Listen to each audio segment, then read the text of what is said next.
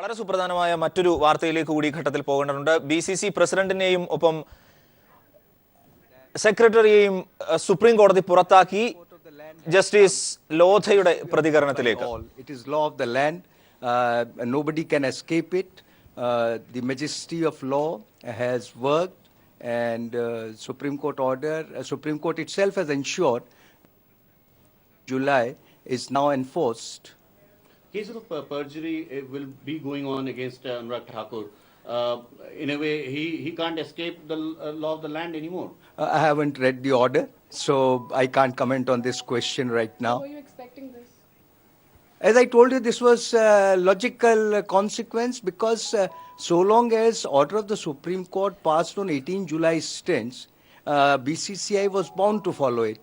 And being at the helm of affairs, if they were not able to implement the Supreme Court order, these consequences were bound to follow, and that is what has happened. Justice Lodha, doesn't this throw the game of cricket into turmoil? No, surely not. Actually, it's the victory for the game of the cricket, and it will flourish. Don't worry about that.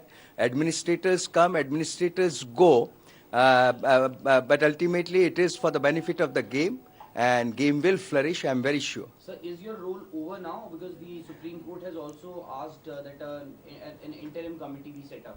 Sorry, again, I haven't read the order, but surely if that's what we would like, that the committee's role is over. As a matter of fact, it was over.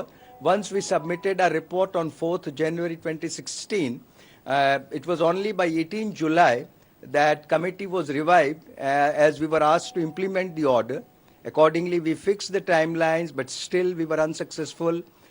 The order of the Supreme Court remained unimplemented, and it is for this reason I think this is the first step towards implementation of the order of 18 July 2016. Justice Lodha, does this now set a precedent for even other associations, other national sports federations to get their act together, or the Supreme Court will put them in their place? Look, I'm not aware of the rules which govern the other federations, but surely the report which we submitted and the order of the Supreme Court should work as a template for other sports organizations. Does this now set a precedent for good governance as far as sports bodies are concerned in India? I hope so.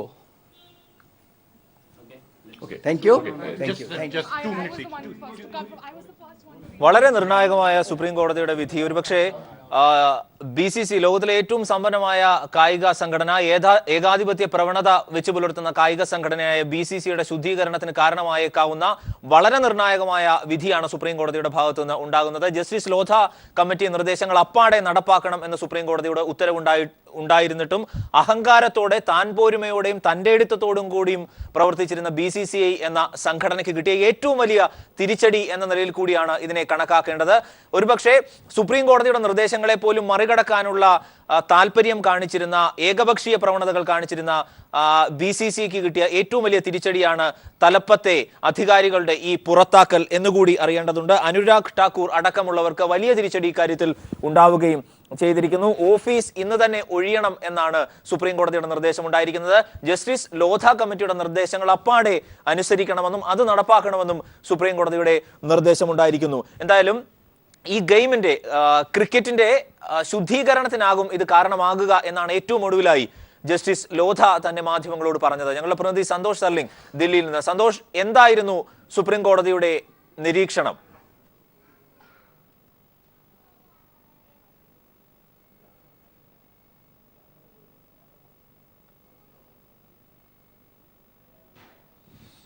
Justice Lodha committee നിർദ്ദേശങ്ങൾ അപ്പാടെ നടപ്പാക്കണം എന്നാണ് നിലവിൽ supreme കോടതി ഉത്തരവ് ഉണ്ടായിരിക്കുന്നത്. അനുരാഗ് ഠാക്കൂർ എന്തായാലും office ഇന്ന് തന്നെ ഒഴിയണം. BCCയുടെ ശുദ്ധീകരണത്തിന്റെ ഭാഗമായിട്ടാണ് ഈ നടപടിക്രമങ്ങളെല്ലാം തന്നെ. വ്യാജ സത്യവാങ്മൂലം സമർപ്പിച്ചു എന്ന ഹർജി എന്ന കാര്യം പരിഗണിച്ചുകൊണ്ട് കൂടിയാണ് സുപ്രീം കോടതിയുടെ ഈ ഉത്തരവ് നിലവിൽ ഉള്ളത്. ലോധ കമ്മിറ്റി നേരത്തെ തന്നെ ഇക്കാര്യത്തിൽ സമൂലമായ റിപ്പോർട്ട് സമർപ്പിച്ചിരുന്നു. ഈ ലോധ കമ്മിറ്റി നിർദ്ദേശങ്ങൾ അനുസരിക്കണം, അല്ലെങ്കിൽ ക്രിക്കറ്റിന്റെ ശുചീകരണത്തിന് വേണ്ടി ഇക്കാര്യങ്ങൾ നടപ്പാക്കണം എന്ന് സുപ്രീം കോടതിയുടെ നിർദ്ദേശമുണ്ടായിരുന്നു. പക്ഷേ സുപ്രീം കോടതിയെ പോലും വെല്ലുവിളിക്കുന്ന തരത്തിലാണ് BCCI പ്രവർത്തിക്കുകയും ചെയ്തത്.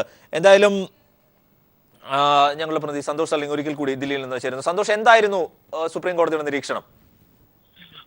അരുൺ, BCCയെ സംബന്ധിച്ചിടത്തോളം വളരെ നിർണായകമായ ഒരു വിധിന്യായമാണ് ഇപ്പോൾ ചീഫ് ജസ്റ്റിസ് TS താക്കൂറിന്റെ ബെഞ്ചിൽ നിന്ന് ഉണ്ടായിരിക്കുന്നത്. വിധിന്യായ പ്രകാരം BCCI അധ്യക്ഷൻ, ദേശീയ സെക്രട്ടറി അജയ് സിംഗ്, BCCI അധ്യക്ഷൻ അനുരാഗ് താക്കൂർ എന്നിവരെ തൽസ്ഥാനത്ത് നിന്ന് നീക്കം ചെയ്തിരിക്കുന്നു.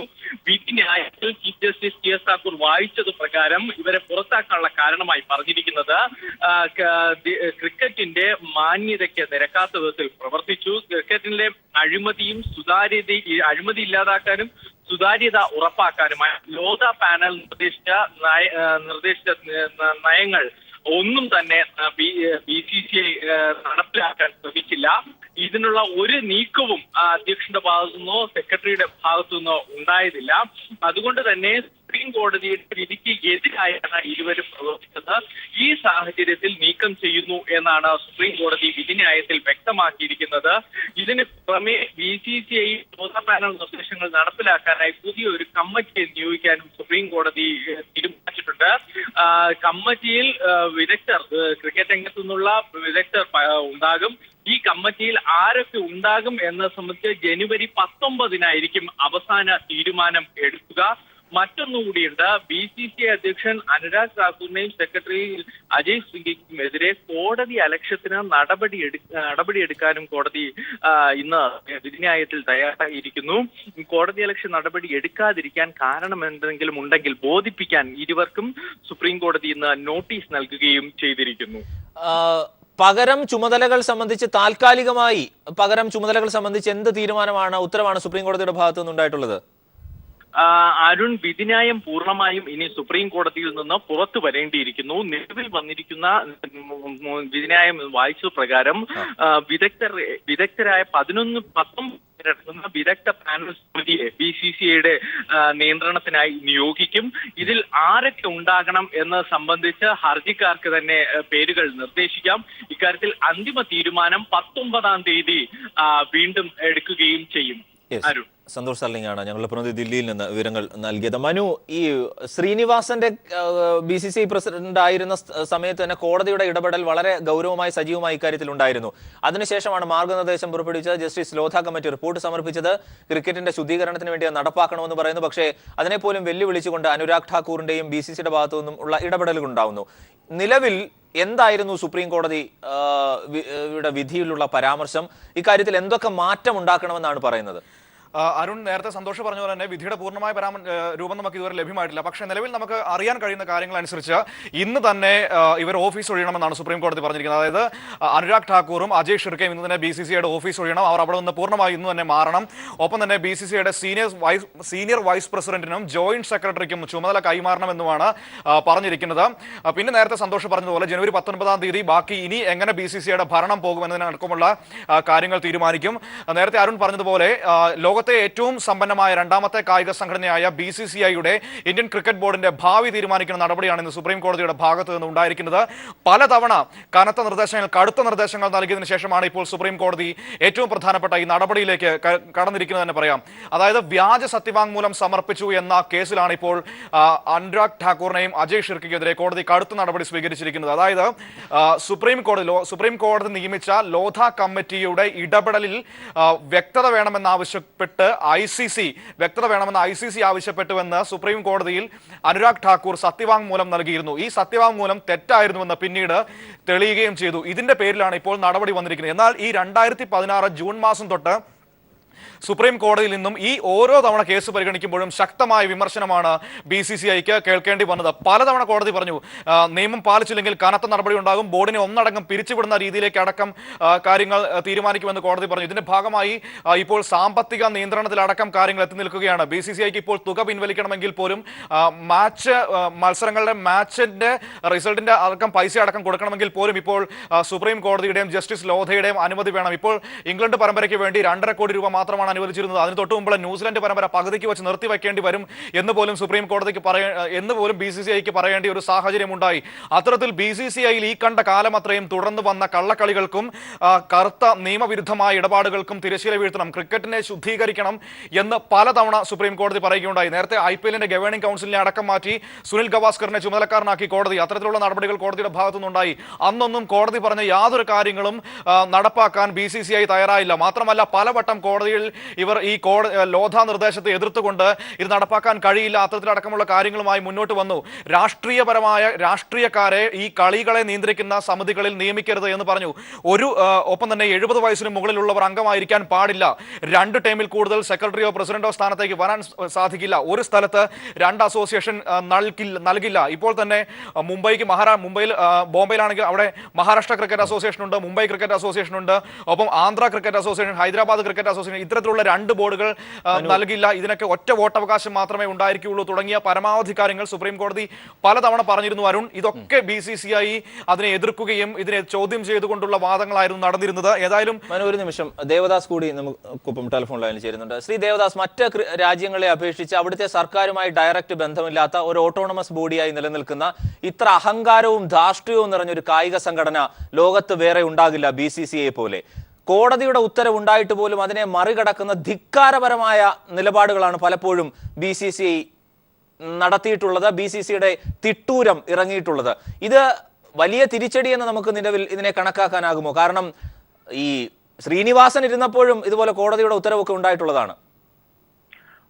ഇത് അരുൺ, ഇന്ന് ഒരു ഹിസ്റ്റോറിക് ഡേ ആണ് ഗെയിം ഓഫ് ക്രിക്കറ്റിന്. അത് വേൾഡ് ആയാലും ഇന്ത്യ ആയാലും എങ്ങനെ പണം, ഈ കള്ളപ്പണം മറ്റേ പിടിക്കുന്ന ഈ രാഷ്ട്രീയക്കാർ എന്ന് പറയുന്ന BJP, NCP, കോൺഗ്രസ് എല്ലാം കൂടി രാഷ്ട്രീയക്കാരുടെ ഹോൾഡോടെ എന്തും ചെയ്യാമെന്ന് ലോകത്തെ ലാൻഡിനെ വരെ ധിക്കരിക്കുന്ന ബണ്ടി ചോസ്, വീരപ്പൻ ബണ്ടി ചോസ് കൺട്രോളിംഗ് ക്രിക്കറ്റ് ഇൻ ഇന്ത്യ ആയിട്ട് നിലകൊണ്ട് ജൂലൈ 18 ഒരു കോടതി വിധിയെ പോലും ഈ നരേന്ദ്രമോദിയുടെയും ജെറ്റ്ലിയുടെയും എല്ലാം അനുഗ്രഹം കൊണ്ട് ഇതുവരെ പിടിച്ചു നിന്ന് അനുരാഗ് താക്കൂർ എന്ന മുൻ BJP MP ഇപ്പൊ യുവമോർച്ചന്റെ പ്രസിഡന്റാണ്.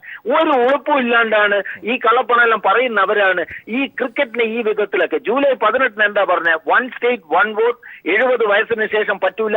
അപ്പൊ ശരത് പവാർ തെറിക്കും. ശ്രീനിവാസൻ ഇന്നും തമിഴ്നാട് ക്രിക്കറ്റ് അസോസിയേഷൻ ചീഫായി വാഴുന്നു. അങ്ങനെയെല്ലാമുള്ള 1 സ്റ്റേറ്റ് 1 വോട്ട്. മണിപ്പൂർ എന്ന് പറയുന്ന നോർത്ത് ഈസ്റ്റേൺ സ്റ്റേറ്റ്സിന് ഇന്നൊരു കളിക്കളം പോലും ഇല്ല. ആസാമും ത്രിപുരയും മാത്രമാണ് കളിക്കുന്നത്. ഇവർ അമേരിക്കയിൽ സ്പ്രെഡ് ചെയ്യാൻ പോകുന്നു, അല്ലെ ഇംഗ്ലണ്ടിൽ പോകുന്നു, അയർലൻഡിൽ പോകുന്നു. പക്ഷെ ഇവർക്ക് ഇവരുടെ രാജ്യത്ത് ക്രിക്കറ്റ് സ്പ്രെഡ് ചെയ്യാൻ പറ്റാത്തതുകൊണ്ടാണ് 1 സ്റ്റേറ്റ് 1 വോട്ട് എന്ന് പറയുന്നത്. അത് തലകുത്താക്കി ഈ ലയൺസ് ക്ലബ്ബുകളെ പോലെ പിടിച്ചു വെച്ച് മഹാരാഷ്ട്രയിൽ 2 വോട്ട്, ഗുജറാത്തിൽ വേറെ 2 വോട്ട്, അങ്ങനെ പിടിച്ച് കോസി ക്ലബായി നിന്ന കള്ളന്മാർ, വീരപ്പന്മാർക്ക് കിട്ടിയ തലക്കടിയേറ്റ സത്യസന്ധനായ ഒരു TS താക്കൂറും ഖലീഫുള്ള എന്ന് പറഞ്ഞ ജഡ്ജ് റിട്ടയർ ചെയ്തു ജൂലൈ 18. നാളെ റിട്ടയർ ചെയ്യുന്ന ഒരു സങ്കടം മാത്രമേ ഉള്ളൂ ഈ TS താക്കൂർ. അല്ലെങ്കിൽ TS താക്കൂർ, ഖലീഫുള്ള ഇത് വ്യക്തമായി പഠിച്ചു. അത് മുഗിലിന്റെ ബ്ലൂ പ്രിന്റ് ആയിരുന്നു. അത് ലോധ കമ്മിറ്റി ക്ലിയർ ആയിട്ട് കൊടുത്തു. എന്നിട്ടും ജൂലൈ 18 ശേഷം ഇവർക്ക് ഓരോ മാസവും കൊടുത്തു ഡെഡ് ലൈൻ. എന്ത് ചെയ്യണം ഒന്നുപോലും ഇംപ്ലിമെന്റ് ചെയ്യാണ്ട് അതാണ് കോടതി അലക്ഷ്യം. കോടതി അലക്ഷ്യത്തിന് എന്തിനാണ് വെയിറ്റ് ചെയ്യുന്നത്? അത് സുപ്രീം കോടതിയോട് എനിക്ക് പറയാനുള്ളത്. എന്താ പറയാ, പിടിച്ചു ഉള്ളിലാക്കുവാനും വേണ്ട, പക്ഷെ ഇതിങ്ങനെ വെയിറ്റ് ചെയ്യുന്നു. ഈ മറ്റേ കജ്ജുവിനെ വിളിച്ചിട്ട് സൗമ്യ കേസിൽ നിന്നെടുത്തുന്ന ഇതുവരെ കാണാത്ത സുപ്രീം കോടതി ജഡ്ജ് പൊരിച്ചടക്കിയല്ലേ. അപ്പോ ഈ അനുരാഗ് താക്കൂറിനെ വിളിക്കാൻ പിന്നെ എന്തിന് നോട്ടീസ് കൊടുക്കുന്നു? അതാണ് ഉടനടി ഒഴിയണം എന്ന് പറഞ്ഞത്. എന്താ പറയാ, കാട്ടുകള്ളന്മാർ ഒരു ദിവസം കഴിഞ്ഞാൽ ആ ഫ്രീ സീറ്റിൽ ആ പൈസയും കൊണ്ട്. പക്ഷെ ഇതിലൊരു വേറൊരു നെഗറ്റീവ് വശം അറിയുന്നത് എന്താന്ന് പറഞ്ഞാൽ, മുതിർന്ന വൈസ് പ്രസിഡന്റും സെക്രട്ടറി അത് വേറെ കഞ്ഞി വെക്കുന്ന വീരപ്പന്മാരെ, TC മാത്യുവിനെ പോലെ, അമിതാഭ് ചൗധരിനെ പോലെയല്ലോ. അതെല്ലാം കള്ളന് കഞ്ഞി വെക്കുന്നവരോ, ശ്രീനിവാസന് കഞ്ഞി വെച്ചോടാ. ശ്രീ ദേവദാസ്, ഈ എന്നും അധികാര വടംവലികൾ നടന്നിട്ടുണ്ട് BCCI. അതായത് നോർത്ത് ഇന്ത്യൻ ലോബിയിങ് വളരെ ശക്തമായി നടന്നിരുന്നു. പവർ ഒപ്പം പൊളിറ്റിക്സ്, ഇതിന്റെ ഒരു സമന്വയം എന്ന് നമ്മൾ കണ്ടിരുന്നതാണ്.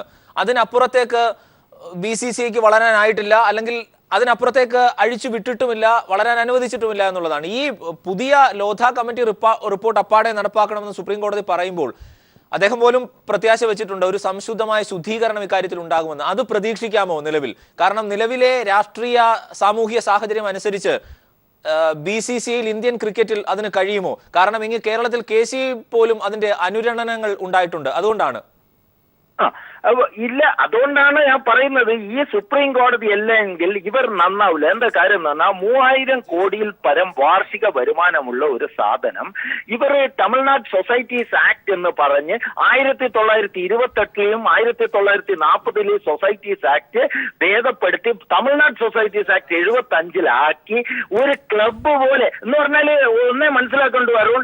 ഇവരെല്ലാം കോർപ്പറേറ്റ്സ് ആണ് ഇതെല്ലാം കളിക്കുന്നത്, ഇന്ത്യ സിമെന്റ്, റിലയൻസ് അല്ല. പക്ഷെ ഇവർക്ക് ഈ BCCI വേണ്ടത് വീരപ്പൻ കൊമ്പ് അയച്ചിട്ട് കക്കുന്ന വീരം വെക്കലേ ഉള്ളൂ. ഇവർക്ക് കോർപ്പറേറ്റ്സും ഇതിലില്ല BCCIക്ക്. അതാണ് പ്രൊഫഷണൽ മാനേജ്മെന്റ് വേണമെന്ന് പറഞ്ഞത്.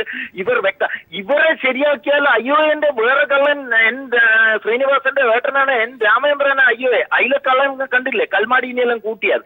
അതേപോലെ ഇന്ത്യൻ സ്പോർട്സിനെ ആക്കണ്ടെങ്കിൽ ഈ BCCIന്റെ കേസ് ശരിയായാലേ പറ്റൂ. അത് കനത്ത ലോകത്തിന് തന്നെ ഒരു മാതൃകയാവുന്ന വിധിയാണ് ഇത്. അത് പഠിച്ചിട്ടാണ് ഇനിയുള്ള ഒന്നും കൂടി ഞാൻ പറയാം. ഇപ്പം നാടുനീളെ കള്ളപ്പണം, കള്ള നോട്ട്, ഭീകരവാദം എന്നല്ല എല്ലാം പറഞ്ഞു അതിന്റെ എതിരെ ഞാൻ പ്രവർത്തിക്കുന്നു എന്ന് പറയുന്ന BJPയുടെ നേർ പൊള്ളയായ വാദമാണ് തിരിയുന്നത്. എന്തറിയാ, ഇതിൽ ദാവൂദ് ഇബ്രാഹിമാണ് ഫിക്സ് ചെയ്ത് 2013 ഒരു നിയമമാക്കില്ല. BJPന്റെ പ്രസിഡന്റാണ് ഈ BCCI. കള്ളപ്പണം ഒഴുകുന്നത് 1.5 ലക്ഷം കോടിയാണ് ഓരോ IPL സീസണിലും മാറിയത്. അതിൽ നിന്ന് കട്ടെടുത്തിയാണ് ലളിത് മോഡി 5000 കോടി ഇപ്പോൾ ലണ്ടനിൽ സുഖമായി വാഴുന്നു. എന്തുകൊണ്ട് ലളിത് മോഡിയെ പിടിക്കുന്നില്ല എന്നുള്ള ഉത്തരം നരേന്ദ്രമോദിയുടെ ഇമെയിൽ വീഡിയോ കോണിന് വേണ്ടിയിട്ട് ചരട് വലിച്ച ഇമെയിൽ ലളിത് മോഡിന്റെ അടുത്തുണ്ട്. അതുകൊണ്ട് പിടിക്കാൻ പറ്റില്ല. അതുകൊണ്ടാണ് സുഷമ സ്വരാജും വസുന്ധര രാജയും ലളിത് മോഡിയെ വിജയ് മല്യനെ സേവ് അതിന്റെ മറ്റ് റിപ്പോർട്ടുകൾ കൂടി നിലവിൽ ലഭ്യമാക്കേണ്ടതുണ്ട്. മനു, ഇക്കാര്യത്തിൽ ഒരു സമ്പൂർണമായ റിപ്പോർട്ടാണ് ജസ്റ്റിസ് ലോധ നൽകിയിരുന്നത്.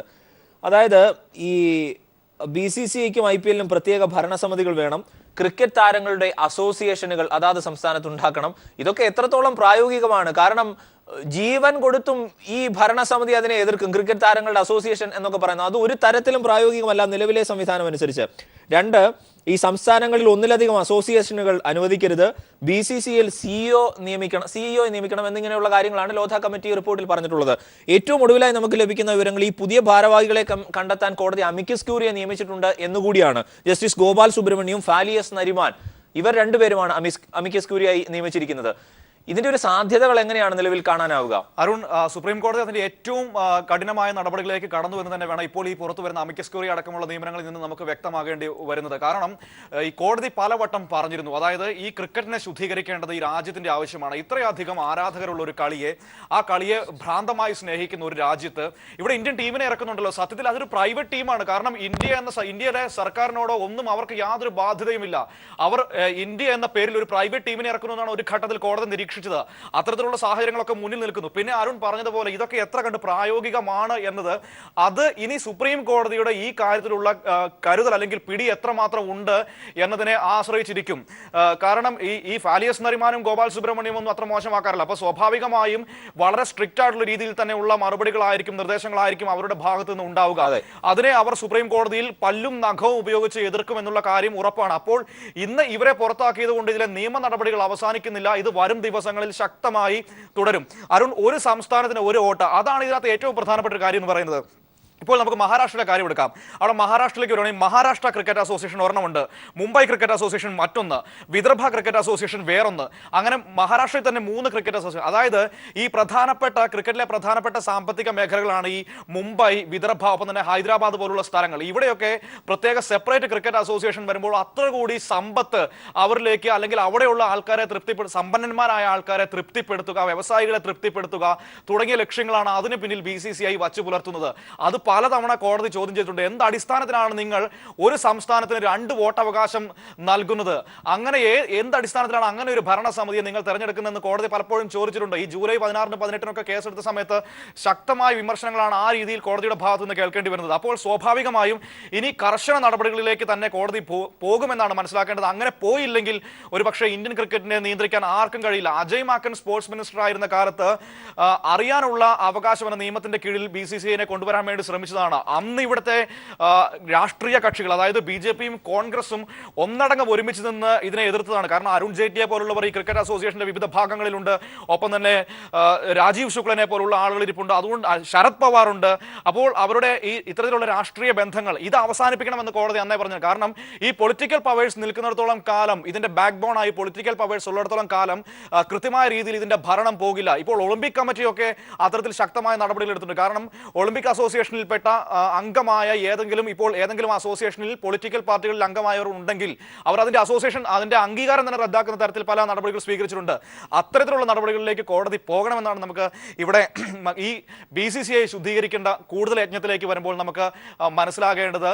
ഒപ്പം തന്നെ ഇപ്പോൾ ഈ നടപടി വന്നിരിക്കുന്നത് തീർച്ചയായിട്ടും വളരെ കൃത്യമായ സമയത്ത്, ഉചിതമായ സമയത്ത് എന്ന് തന്നെ തീർച്ചയായിട്ടും അരുൺ, അതിഥികളുണ്ടെന്ന് തോന്നുന്നു നമ്മോടൊപ്പം. നമുക്ക് വരാം. തീർച്ചയായും സുദേശ്, ഇനി നമ്മൾ ദേശാഭിമാനി സ്പോർട്സ് കറസ്പോണ്ടന്റ് സുദേശ് അടക്കമുള്ളവരെ നമ്മൾ പ്രതീക്ഷിക്കുന്നു ടെലിഫോൺ ലൈനിൽ ബന്ധപ്പെടാവുന്നതാണ്. മറ്റൊന്ന് ഞങ്ങളുടെ പ്രതിനിധി ദേവദാസ്, ഇപ്പോൾ ദേവദാസ് അദ്ദേഹം കൂടി നിലവിൽ ടെലിഫോൺ ലൈനിലുണ്ട്. ദേവദാസ്, ഈ സുപ്രീം കോടതിയോട് എന്തിനാണ് ഇത്രത്തോളം നിയന്ത്രണങ്ങൾ ക്രിക്കറ്റിനോട് എന്ന് ഹർജിയിലൂടെ ആവശ്യപ്പെട്ടപ്പോൾ ഏറ്റവും വലിയ കായിക മാമാങ്കം എന്നതിനപ്പുറം, ഇന്ത്യയിലെ ജനപ്രിയമായ കായിക മാമാങ്കം എന്നതിനപ്പുറം ഏറ്റവും വലിയ സാമ്പത്തിക സ്രോതസ്സാണ് ക്രയവിക്രയങ്ങൾ നടക്കുന്നത്, ഈ സാമ്പത്തിക സ്രോതസ്സിലൂടെയാണ് ഇന്ത്യയിൽ എന്നാണ് സുപ്രീം കോടതി നിരീക്ഷിച്ചതും. അതുകൊണ്ടാണ് ഈ കർശനമായ നിർദ്ദേശങ്ങൾ ഏൽപ്പിക്കുകയും ചെയ്തത്. ഈ ഓട്ടോണമസ് ബോഡിയായി നിൽക്കുകയും സാമ്പത്തിക സ്രോതസ്സായി പരിവർത്തിക്കുകയും ചെയ്തുകൊണ്ടല്ല ഇത്രത്തോളം ധാർഷ്ട്യവും ധിക്കാരവും ഇവർ എക്കാലവും കാണിച്ചു പോന്നിരുന്നത്. അതായത് ചോദ്യം ചെയ്യാനാവാത്ത ശക്തികളായി നിലനിൽക്കുകയും ചെയ്തിരുന്നത്. ലോകത്തിലെ തന്നെ രണ്ടാമത്തെ കായിക ശക്തിയാണ് ഇവർ. അരുണെ, അതുകൊണ്ടാണ് ഞാൻ പറയുന്നത് ഇതിന്റെ ഒരു ലീഗൽ ടേം ഒന്ന് നോക്കണം. എന്താ പറയുക, തമിഴ്നാട് സൊസൈറ്റീസ് ആക്ട് ആക്കിയിട്ട് ഇവർ ഒരിക്കലും വേറെ ഒരു നിയമത്തിലേക്ക് പോവാത്തതിന്റെ കാരണം ഇതിന്റെ ഉള്ളിലുള്ള പരിരക്ഷയാണ്. ഇപ്പം അവർ എന്താ സുപ്രീം കോടതിയിൽ പറഞ്ഞിരിക്കുന്നത്, ഞങ്ങൾ സുപ്രീം കോടതിയിൽ ബൗണ്ടഡ് അല്ല, ഞങ്ങൾ അതത് സ്റ്റേറ്റ് അസോസിയേഷൻ 4/3 ഭൂരിപക്ഷം ഉണ്ടെങ്കിൽ മാത്രമേ ഞങ്ങൾക്ക് ഇത് അമെന്റ്മെന്റ് വരുത്താൻ പറ്റുള്ളൂ. അതാണ് അവർ ഈ തമിഴ്നാട് സൊസൈറ്റീസ് ആക്ടിന്റെ ഒരു സംസ്ഥാനത്തെ സൊസൈറ്റീസ് ആക്ടിൽ പിടിച്ച്. തീർച്ചയായും അതിലേക്ക് തന്നെ വരാം. ആദ്യം പ്രധാന വാർത്തകളിലേക്ക് കൂടി പോകേണ്ടതുണ്ട്. എന്തായാലും അനുരാഗ് ഠാക്കൂറിനെ അടക്കം പുറത്താക്കി ക്രിക്കറ്റിൽ ശുദ്ധീകരണത്തിന് തുടക്കം കുറിച്ചിരിക്കുന്നു സുപ്രീം കോടതി.